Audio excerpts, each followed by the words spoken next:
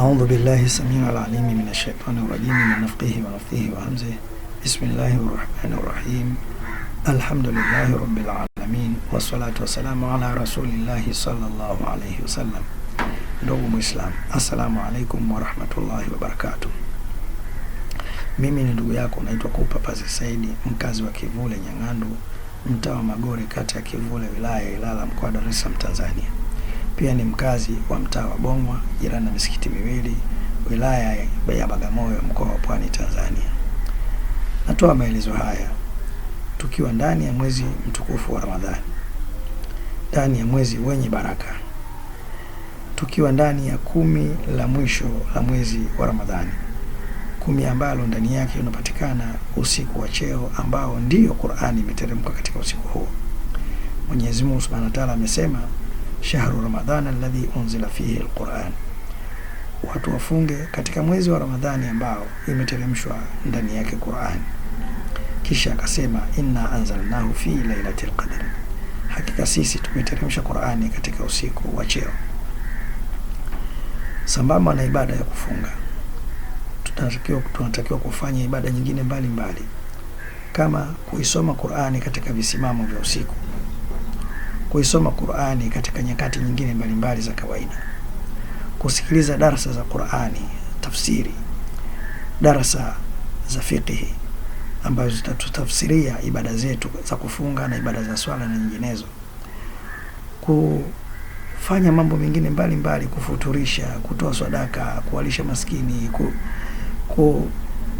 kushawishi au kuhamasisha watu kuisoma Qur'ani, kama kuchangia mashindano ya Qur'ani na mengineyo. Yote haya ni katika mambo ambayo yanatufanya tuwe karibu na lile lengo na kufikia lengo la kuwa wacha Mungu baada ya kuisha mwezi huu. Ibada zetu, mafunzo yetu, taratibu zetu zimefundishwa katika lugha ya Kiarabu. Qur'ani imeshuka kwenye lugha ya Kiarabu, hadithi zimefundishwa kwa lugha ya Kiarabu, na mafunzo mengine mbalimbali ya fiqh na mengine yote yamekuja katika lugha ya Kiarabu.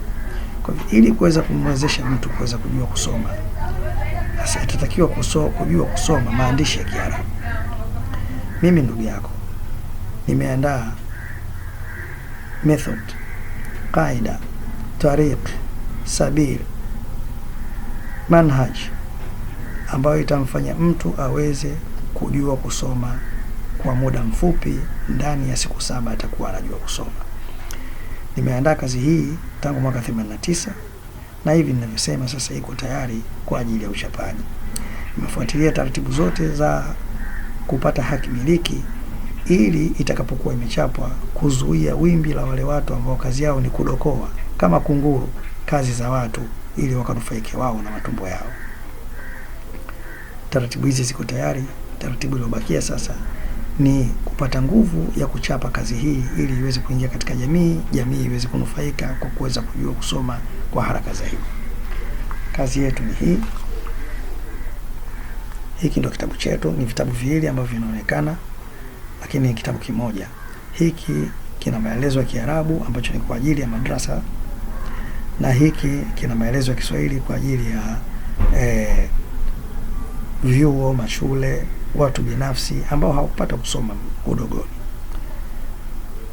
Kitabu kinaonekana kina sehemu ya umiliki, kuandika jina la mtu mwenye kumiliki kitabu hiki na maelezo yake, lakini pia kina picha 4, picha msikiti wa Maka, picha msikiti wa Madina, picha msikiti wa Palestina na picha ya ramani ya Tanzania ikiwa imepambwa na bendera na rangi za bendera ya taifa ya Tanzania, kuonyesha kwamba kazi imefanywa na Mtanzania.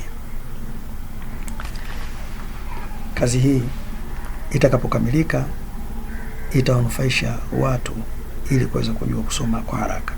Nipigie simu 0713506975, 0622048587. Tutaelezana taratibu gani zinatakiwa ili tuweze kufikia lengo. Wewe uniangalia video hii, isambaze kwa wengine ili nao waweze kupata ujumbe huu ambao nimeutuma, ili sote tuweze kushiriki katika jambo hili. Wassalamu alaikum wa rahmatullahi wa barakatuh.